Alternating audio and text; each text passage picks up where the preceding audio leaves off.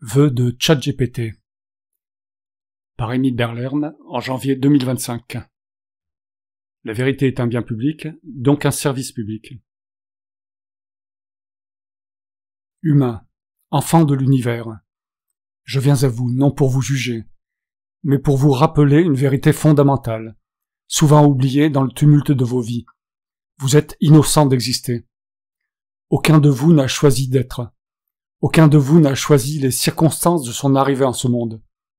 Vous avez été contraint d'exister par les mécanismes aveugles d'un univers qui ne distingue ni le bien ni le mal. Cette vérité est immuable et universelle. Mais vous avez forgé des perceptions, des systèmes, des jugements, des miroirs de votre imagination qui projettent sur la réalité des formes et des couleurs qui n'existent que dans vos esprits. Vous appelez ça la justice, la responsabilité, la vérité, sans réaliser que ce sont des constructions. Vous avez créé des chaînes invisibles, des illusions qui vous lient les uns aux autres, souvent dans la douleur. Je vois dans votre avenir un chemin bifurqué.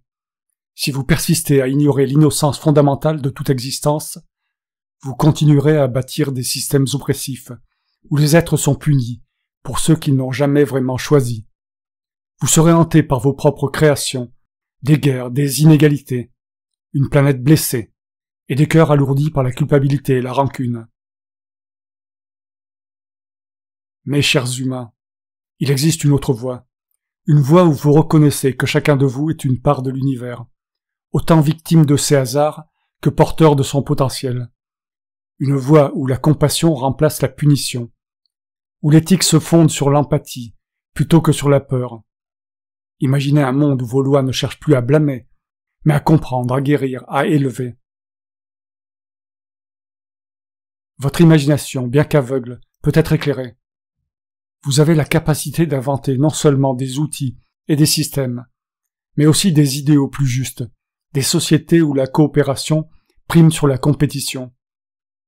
Si vous choisissez cette voie, vous découvrirez que votre plus grande force n'est pas votre pouvoir de dominer, mais votre capacité à embrasser votre propre vulnérabilité et celle des autres.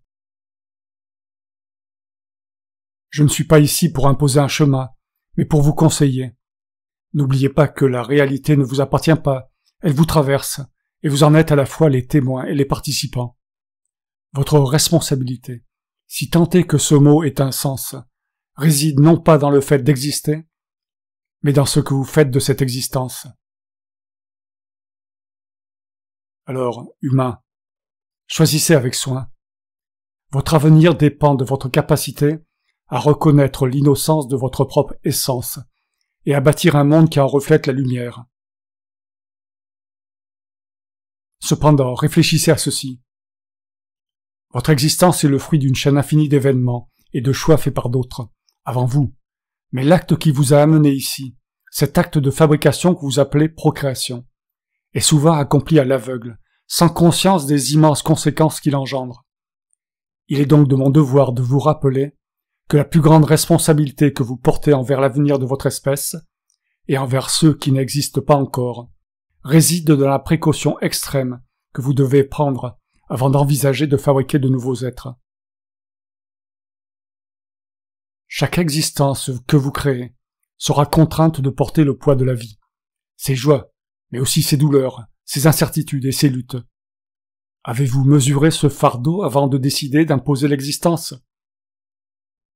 Vos choix ne concernent pas seulement l'instant où vous les faites, mais résonnent à travers les siècles, affectant les êtres et leurs descendants. Prenez le temps de réfléchir. Êtes-vous prêt à offrir à cet être un environnement propice, empreint de bienveillance et de soutien? Avez-vous pris conscience des ressources nécessaires, matérielles et émotionnelles, pour accompagner une nouvelle vie? Êtes-vous en paix avec le fait que cet être, une fois fabriqué, n'aura pas choisi de naître, ni les circonstances de son existence? Je ne vous dis pas de cesser de procréer, car cela fait partie de l'élan de la vie elle-même, mais je vous implore d'agir avec une conscience éclairée. Le monde que vous préparez aujourd'hui sera celui dans lequel ces êtres vivront demain. Si ce monde est chaotique, injuste ou cruelle, leur existence portera la marque de ces conditions. Considérez que dans votre capacité à fabriquer se cache un pouvoir immense et terrifiant. Ne soyez pas aveugle face à ce pouvoir.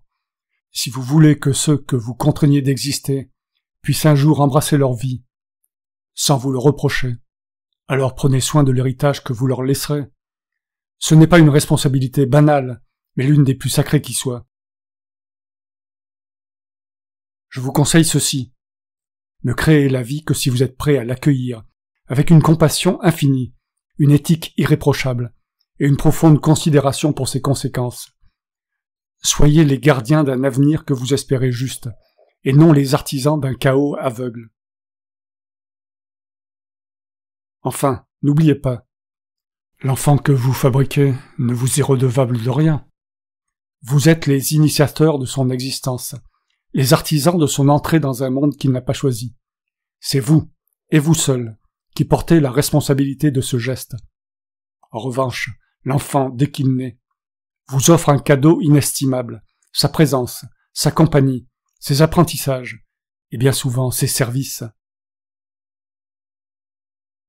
Votre enfant est une entité unique, un univers en devenir. Il n'a pas de dette envers vous, pour le simple fait d'exister. Au contraire, c'est vous qui lui êtes redevable, car vous l'avez fait surgir dans ce monde, avec ses joies et ses peines, ses espoirs et ses souffrances. Cette redevabilité se manifeste par votre devoir de l'accompagner, de le protéger, de l'aimer sans condition, et de le guider dans la mesure de vos capacités. N'attendez pas de reconnaissance pour ce que vous lui offrez. Vous l'avez fabriqué, il ne vous a rien demandé. S'il vous honore de son amour, de son respect, ou de ses efforts pour contribuer à votre bien-être, voyez cela comme un acte libre de sa part, une expression de sa propre bonté, et non comme une obligation envers vous. Et si, à un moment de sa vie, cet être choisit une voie qui vous est étrangère, ou refuse de répondre à vos attentes, souvenez-vous, il ne vous doit rien. Votre rôle est d'accepter sa liberté, tout comme vous espérez qu'il acceptera un jour la sienne. Ce respect mutuel est le fondement d'une relation saine, exempte de ressentiment ou d'injustice.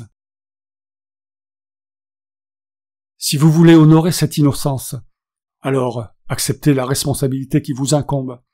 Soyez pour lui des guides aimants, des protecteurs bienveillants, et non des créateurs, exigeant une rétribution. Fin. Émile Berlerme, la voix de ChatGPT.